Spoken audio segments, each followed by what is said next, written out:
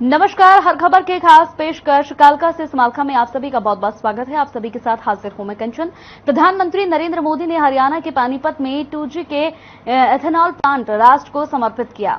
ये 900 करोड़ रुपए की लागत से बनाया गया है। बताते चले कि इससे न सिर्फ प्रदूषण में कमी आएगी बल्कि देश के अन्नदाताओं को भी लाभ होगा। प्रधानमंत्री ने केंद्रीय पेट्रोलियम मंत्री और शहरी मामलों के मंत्री हरदीप सिंह पुरी, श्रम और रोजगार राज्य मंत्री रमेश पटेल और उपस्थित में वीडियो कॉन्फ्रेंसिंग के माध्यम से ऊर्जा संयंत्र को राष्ट्र को समर्पित किया। पानीपत में इंडियन ऑयल का दूसरा जनरेशन 2G का एथेनॉल प्लांट अत्याधुनिक स्वदेशी तकनीक पर आधारित है। इससे मोटर स्पिरिट पेट्रोल के साथ यहां संमिश्रण के लिए सालाना 2 लाख टन धान के भूसे पराली का उपयोग करके 3 करोड़ लीटर एथेनॉल उत्पन्न होगा। भारत में वेस्ट टू वेल्थ के प्रयासों से एक नया अध्याय जुड़ेगा। ये एशिया में अपनी तरह का पहला संयंत्र है जिससे स्थानीय अर्थव्यवस्था को बढ़ावा मिलेगा। पराली जो खेतों में जलाई जा रही थी फीड स्टॉक के रूप में उपयोग की जाएगी।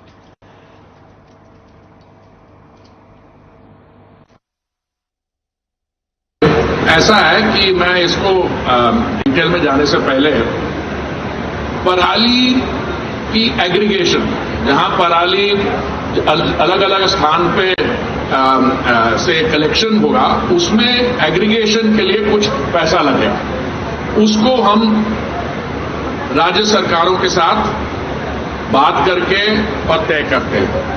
इंटरैक्शन के दौरान बताया कि 4 ऐसे और प्लांट लगने वाले हैं, बठिंडा में, हनुमालागिरी में, कर्नाटक में, हनुमालीगढ़ में। तो हर एक जगह जो लोकल स्थिति होगी, देखिए अल्टीमेटली पराली तो किसानों के खेतों पे से लेनी पड़ेगी। ये पानीपत में आधुनिक इथेनॉल का प्लांट लगा है, प्लांट बना है, वो तो एक शुरुआत मात्र है। इस प्लांट की वजह से दिल्ली, एनसीआर और पूरे हरियाणा में प्रदूषण कम करने में भी मदद मिली।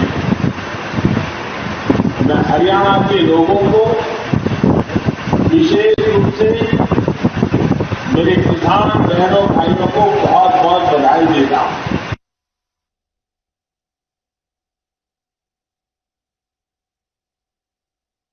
वर्चुअल के माध्यम से समर्पित किया गया। आपको बता दें कि किसानों की इनकम इससे बढ़ेगी। बड़ी खबर है इस वक्त की पानीपत से। बताते चले कि पानीपत में बनाया गया 2G एथेनॉल प्लांट, इस प्लांट को लेकर सभी की यहां पर काफी उम्मीदें हैं। वर्चुअल के माध्यम से यहां पर समर्पित किया गया। साथ ही साथ आपको बता दें कि ये एथेनॉल प्लांट काफी ज्यादा लाभकारी होगा। तस्वीरों में भी आप देख सकते हैं एथेनॉल प्लांट का लोकार्पण किया गया, इससे शुरुआत की गई है इसकी। वर्चुअल के माध्यम से इसको समर्पित भी किया गया। तो पानीपत की ये खबर है। आपको बताते चले कि इससे हरियाणा, दिल्ली में जो प्रदूषण है वो कम होगा, साथ ही किसानों की आय भी इससे काफी ज्यादा बढ़ेगी।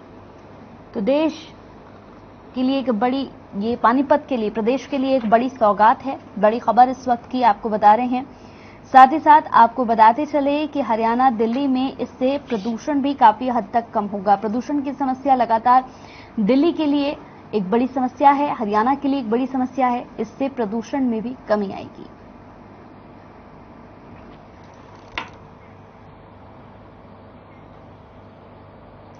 मुख्यमंत्री मनोहर लाल ने बुधवार को हरियाणा विधानसभा के मानसून सत्र के तीसरे दिन अपने यहां पर वक्तव्य में कहा कि सुप्रीम कोर्ट के निर्णय के अनुसार राज्य सरकार श्यामलाल देह की जमीन का पंचायतों के नाम यहां पर इंतकाल कर रही है। इसमें चिंता का कोई विषय नहीं है। सरकार महज इंतकाल बदल रही है, मिल्कियत में कोई बदलाव नहीं हो रहा है। मुख्यमंत्री ने कहा कि पंचायत की कुछ यहां पर श्यामलाल देह भूमि के इंतकाल निजी लोगों के नाम हो रखे हैं। मुख्यमंत्री ने कहा कि अब पंचायत को नगरपालिका से पंचायत में बदलने से पहले वहां के लोगों से राय के बाद ही निर्णय लिया जाएगा। किसी भी पंचायत को बिना निर्णय के किसी भी नगर निकाय में शामिल या बाहर नहीं किया जाएगा।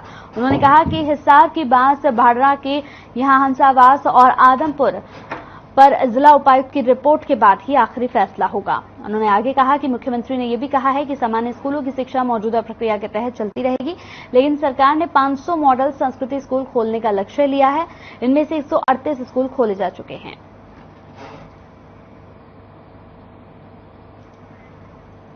तो सरकार महज यहां पर इंतकाल बदल रही है। बड़ी खबर है ये।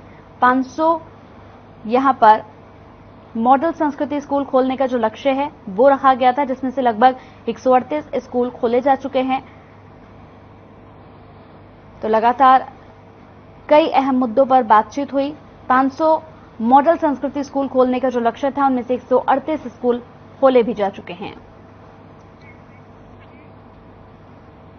रक्षाबंधन के पर्व पर राजनीतिक गलियों में भी राखी बांधी जा रही है। रक्षाबंधन के पावन पर्व पर कांग्रेस विधायक गीता बुक्कल ने पूर्व मुख्यमंत्री और नेता प्रतिपक्ष चौधरी भूपेंद्र सिंह हुड्डा और विधायक दल के उपनेता आफ्ताब अहमद को राखी बांधी और भाई बहन के प्रेम के प्रतीक त्योहार को मनाया।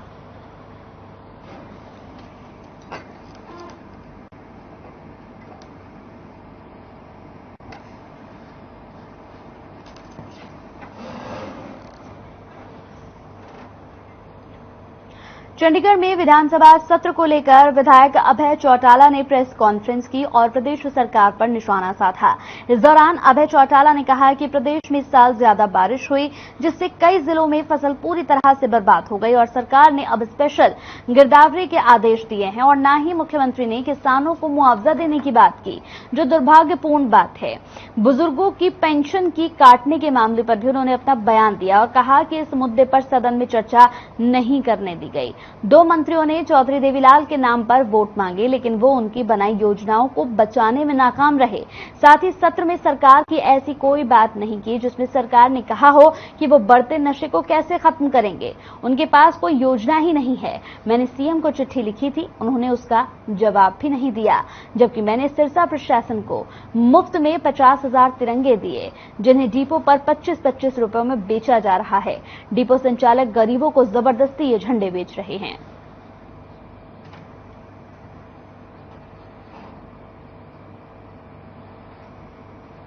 अभी हमारा 3 दिन का सेशन था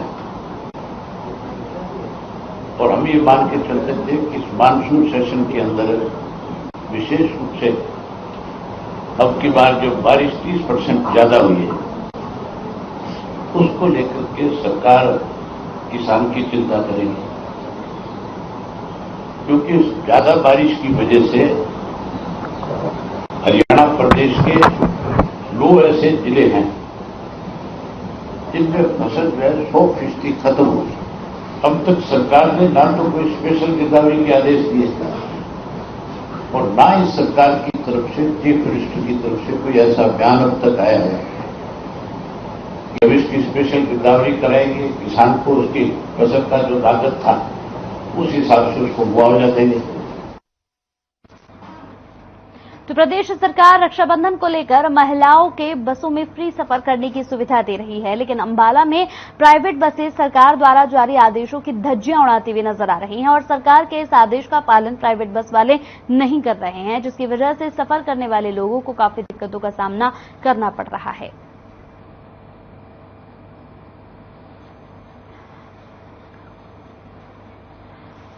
तो महिलाओं को फ्री सफर की सुविधा दी थी मुख्यमंत्री मनोहर लाल ने, आपको बता दें, लेकिन अंबाला में इसका पालन नहीं किया गया।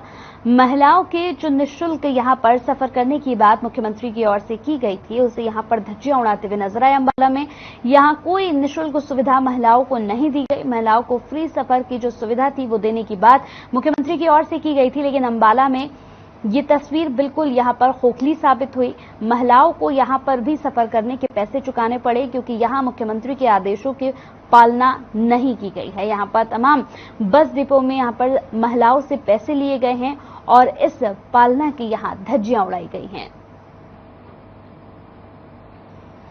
तो प्राइवेट बस वाले नहीं दे रहे सुविधा। महिलाओं की फ्री सफर की जो सुविधा, जिसके लिए मुख्यमंत्री मनोहर लाल ने साफ तौर पर कहा था कि महिलाओं को निःशुल्क सेवा जाएगी बस की, लेकिन यहां प्राइवेट बस वाले महिलाओं के लिए किसी भी तरह की कोई सुविधा देते हुए नजर नहीं आए। तो रक्षाबंधन के पर्व पर हरियाणा सरकार ने महिलाओं और 15 साल से कम उम्र के बच्चों के लिए बसों में यात्रा को मुफ्त किया है। सरकार के इस फैसले को महिलाओं ने काफी सराहनीय कदम बताया। महिलाओं का कहना है कि सरकार ने रक्षाबंधन पर जो सुविधा महिलाओं को दी है उससे काफी ज्यादा खुश हैं तमाम महिलाएं और इसके लिए सरकार का शुक्रिया भी अदा किया है। वहीं अंबाला अड्डा इंचार्ज ने कहा है कि अंबाला कैंट बस स्टैंड पर कोई भी समस्या नहीं आई। प्राइवेट बसें भी अपने रूट पर निरंतर चल रही हैं। एक दो बसें जरूर खराब होने के चलते नहीं आई, बल्कि सभी बसें यहां पर लगातार चल रही हैं। हालांकि अंबाला में भी कई जगहों पर ये शिकायतें आई हैं कि यहां पर मुख्यमंत्री के द्वारा दिए गए निर्देश का पालन नहीं हुआ है।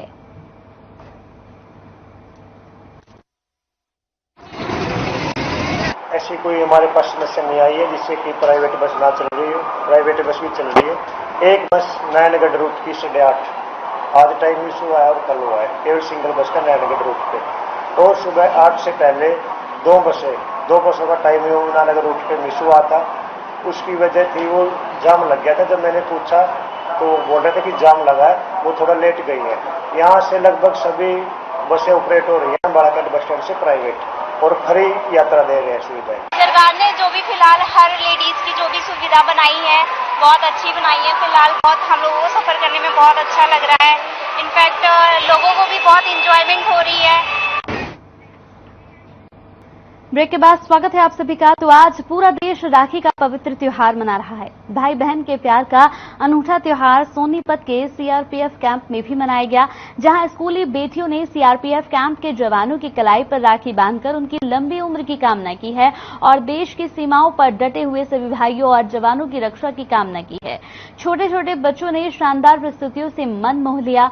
वहीं सीआरपीएफ कैंप में तैनात अधिकारी महेंद्र सिंह ने बताया कि जब भी भाई बहन सेना के जवानों की कलाई पर राखी बांधती हैं तो काफी गर्व महसूस होता है। राष्ट्रीय सुरक्षा और एकता को मजबूती मिलती है।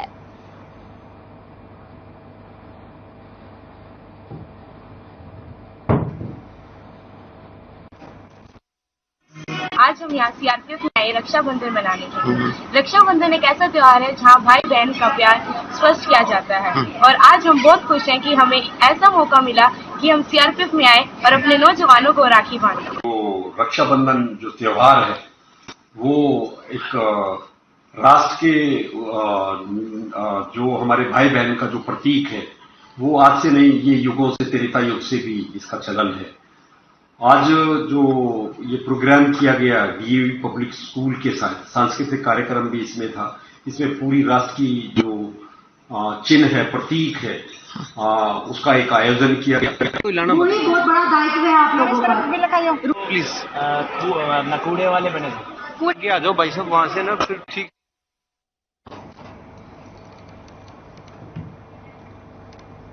तो हरियाणा के यमुनानगर में स्थित हथिनी कुंड बैराज से करीब 1,87,000 क्यूसेक पानी छोड़ा गया, जिसकी वजह से यमुना नदी से लगते हरियाणा और उत्तर प्रदेश के विभिन्न जिलों में बाढ़ का खतरा पैदा हो गया है, जिसको लेकर हरियाणा सिंचाई विभाग के अधिकारियों ने उत्तर प्रदेश और दिल्ली को अलर्ट भी भेज दिया है। आपको बता दें कि पहाड़ी इलाकों में भारी वर्षा हो रही है, जिसके चलते यमुना नदी उफान पर है। सिंचाई विभाग के अधिकारियों ने लोगों से अपील की है कि यमुना के आसपास के इलाकों में ना जाएं। इलाके में बाढ़ की संभावना को देखते हुए प्रशासनिक अधिकारियों की ड्यूटी भी लगा दी गई है।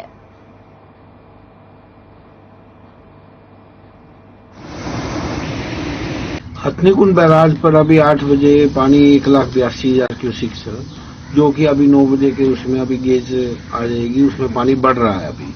और ये पानी जो है जो इसका हथनीकुंड बैराज का जो यमुना का कैचमेंट एरिया है उसमें ज्यादा बारिश की वजह से पानी आ रहा है, जबकि डाक पत्थर वगैरह में पानी की क्वांटम 55,000 क्यूसेक की है।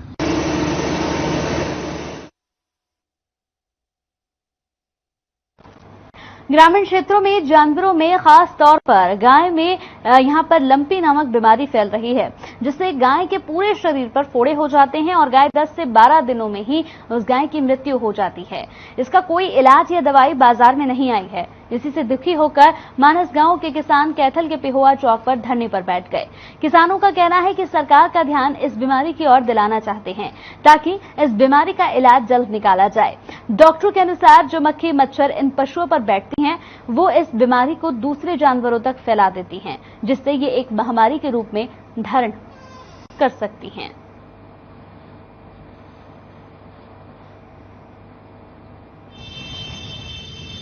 कुछ दिनों तक हमारे भाई पिंपल की बीमारी चल रही है। अब जो गाय हैं उनमें पिंपल की से फोड़े से बन जाए भाई।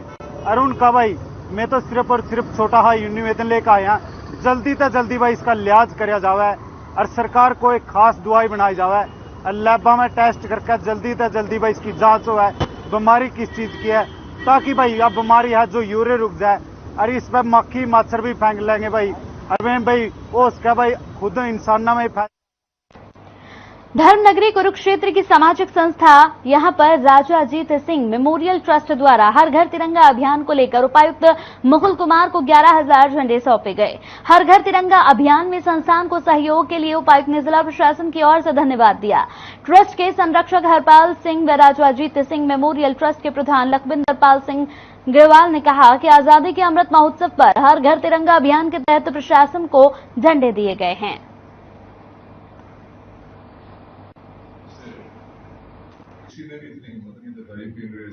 पहले एक ऐसे राजा थे भारत के जिन्होंने सबसे पहले अंग्रेजों के खिलाफ इस इलाके के अंदर आजादी का बिगुल बजाया और 1857 के पहला जो एंग्लो सिख आजादी का विद्रोह हुआ था उसके अंदर उन्होंने बढ़ चढ़ कर भाग लिया और अंग्रेजों के कई बार दांत खट्टे किए और वो शहीद हो गए। उनकी याद में ये हमारी जो संस्था है समय समय पर बहुत ही सामाजिक कार्य करती रहती है, जैसे हमारे जिला प्रधान ग्रोवर जी ने बताया। और जैसे ही अब सरकार, केंद्र सरकार ने और प्रदेश सरकार ने घर घर तिरंगे का आह्वान किया तो इसके अंदर भी हमारी संस्था ने बढ़ चढ़ करके भाग लिया। मेमोरियल ट्रस्ट राजभवन की तरफ से 11,000 झंडे जिला प्रशासन को दिए गए हैं। मैं अपनी तरफ से उनका धन्यवाद करना चाहूँगा कि इसमें पूरी कार्यक्रम में योगदान दिया है। और आप सबके माध्यम से अपील भी करूंगा कि आने वाली 13 से 15 तारीख तक अपने सभी घरों पे, व्यावसायिक प्रतिष्ठानों पे, दुकानों पे, सब जगह मिलकर रहें ताकि माननीय प्रधानमंत्री जी का कार्यक्रम पूरी तरह सफल हो सके। कॉमनवेल्थ गेम्स में सिल्वर मेडल जीतने वाली भारतीय पुरुष हॉकी टीम घर वापस लौट आई है। टीम में खेल रहे कुरुक्षेत्र से सुरेंद्र सिंह पालर का कुरुक्षेत्र पहुंचने पर भव्य स्वागत किया गया। सुरेंद्र सिंह की वापसी पर शहर में रोड शो भी निकाला गया। सुरेंद्र सिंह ने इस मौके पर कहा कि वो इस मेडल को देशवासियों को समर्पित करना चाहते हैं, क्योंकि टीम हार्ड वर्क के साथ साथ देशवासियों की दुआएं भी साथ होती हैं। हरियाणा में खिलाड़ियों के प्रदर्शन पर खिलाड़ी सुरेंद्र सिंह ने कहा कि हरियाणा सरकार के खिलाड़ियों को लेकर पॉलिसी बहुत अच्छी है, यही कारण है कि हरियाणा के खिलाड़ी मेडल लाते हैं। मैं इसका श्रेय हरियाणा सरकार को भी देना चाहूंगा। वहीं इस मौके पर सरस्वती हेरिटेज बोर्ड उपाध्यक्ष रमन सिंह ने इस मेडल के पूरे देशवासियों को बधाई दी।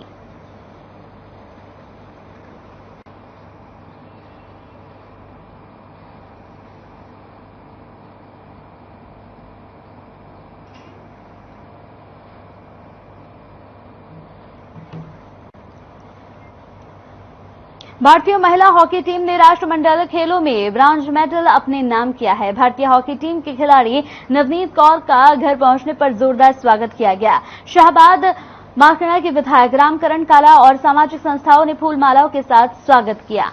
बताते चले कि खिलाड़ी नवनीत ने कहा कि उन्हें और उनकी टीम को विश्वास था कि हॉकी के मैच में भारतीय महिला हॉकी टीम मेडल जरूर जीतेंगी। अंतर्राष्ट्रीय हॉकी खिलाड़ी नवनीत कौर ने मीडिया से बातचीत में कहा कि उन्हें काफी अच्छा लगा। कॉमनवेल्थ गेम में इतने साल बाद मेडल आया है। उन्हें अपनी टीम पर पूरा भरोसा था और टीम ने अच्छा प्रदर्शन भी किया है और सेमीफाइनल में गोल करके भारत की झोली में मेडल डाला है। शाहबाद मारकंडा के विधायक रामकरण काला ने कहा कि उनके विधानसभा के अंतर्राष्ट्रीय महिला हॉकी खिलाड़ी नवनीत कौर ने पूरे विश्व में शाहबाद मारकंडा का नाम रोशन किया है और लड़कियां अब आगे बढ़ रही हैं। प्रदेश की मनोहर सरकार से खिलाड़ियों को हर संभव सहायता मुहैया कराई जाएगी।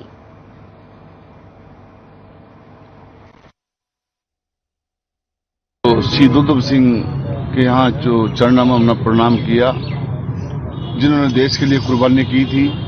आज हमारी जो नवनीत कौर बिटिया पूरे देश में, पूरे प्रदेश के अंदर जो आज नाम रोशन कराया, पूरे शाहबाद का, पूरे इलाके का नाम और पूरे अपने माँ बापा का नाम रोशन कराया, तो मैं बहुत बहुत बधाई दूंगा। हम ऐसी लड़की हमारी यहाँ धरती पैदा हुई तो जिन्होंने हमारा पूरे हिंदुस्तान में, पूरे देश में नाम रोशन कराया, मेरे को बहुत बहुत बधाई दूंगा। पूरे परिवार को दूंगा, पूरे अपने हल्के को दूंगा, हम पूरी 36 बता दूंगा यहाँ जो हमारे शाहबाद का नाम रोशन कराया बाबा मारकंड ऋषि का।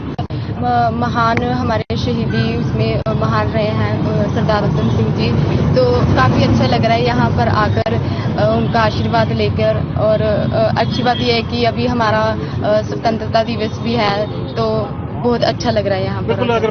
हाँ जी, बहुत अच्छा लग रहा है कि इतने साल के बाद हम अपने देश के लिए कॉमनवेल्थ का मेडल लेके आए हैं, तो बहुत अच्छा फील हो रहा है।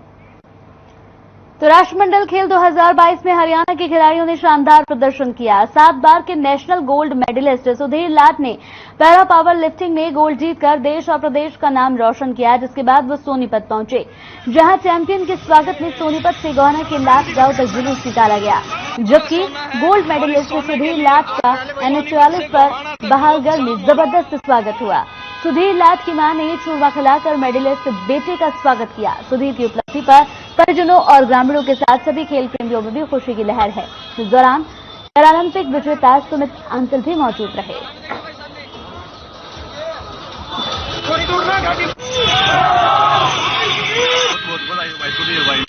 और काफी खुश है भाई, रोड शो कर रहे हैं भाई का पूरे सम्मान के साथ में भाई का अपना स्वागत करेंगे। तो भाई ने बहुत बहुत बधाई। इंडिया का इस समय बेस्ट कॉमनवेल्थ गेम्स रहा है, तो काफी खुशी है कि इंडिया उसमें एक सही रास्ते पर है, तो मैं बधाई देना चाहूंगा पूरे बार।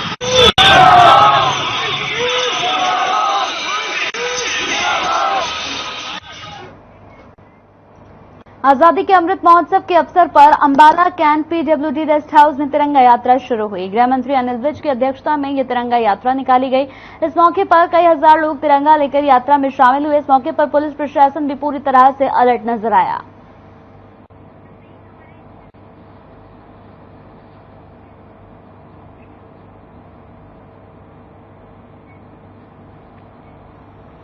हरियाणा में अब किसान अपनी खराब फसल की रिपोर्ट खुद सरकार को दे सकता है। जी हां, इसको लेकर हरियाणा के उप मुख्यमंत्री दुष्यंत चौटाला ने बताया कि अगर किसी किसान का भारी बरसात में फसल का नुकसान हुआ है तो वो मेरी फसल मेरा ब्यौरा पोर्टल पर फोटो खींचकर जियो टैग करें।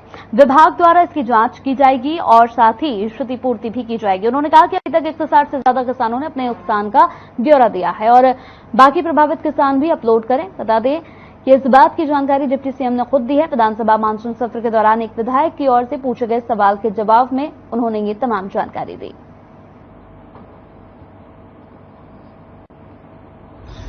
क्योंकि फार्मर्स अपनी डिटेल्स रेगुलरली अपडेट कर रहे हैं, लगभग 4 करोड़ रुपया ऑलरेडी फार्मर्स के अकाउंट में ट्रांसफर हो चुका है और बचा हुआ जो पैसा है 7 करोड़ 80 लाख रुपया, वो भी जल्द फार्मर्स को दे दिया जाएगा। ये है जो नॉन इंश्योर्ड प्रधानमंत्री फसल बीमा योजना के साथ। अब प्रधानमंत्री फसल बीमा योजना के फार्मर्स का जो क्लेम बनता था, जैसे माननीय सदस्य ने बताया, क्योंकि वो गवर्नमेंट ऑफ इंडिया और बैंकिंग सेक्टर का एक कंसोलिडेटेड प्रोजेक्ट है, उसके अंदर क्रॉप कटिंग एक इंपॉर्टेंट पार्ट है और उसके साथ साथ आपको 48 घंटे के अंदर रिपोर्टिंग करनी पड़ती है और 12 दिन के अंदर उसकी वेरिफिकेशन कंपनी के लोग जाकर करते। चलिए इसी के साथ इस बुलेटिन में मेरे साथ इतना ही। ताजा तरीन खबरों के लिए लगातार आप बने रहिए हर खबर के साथ।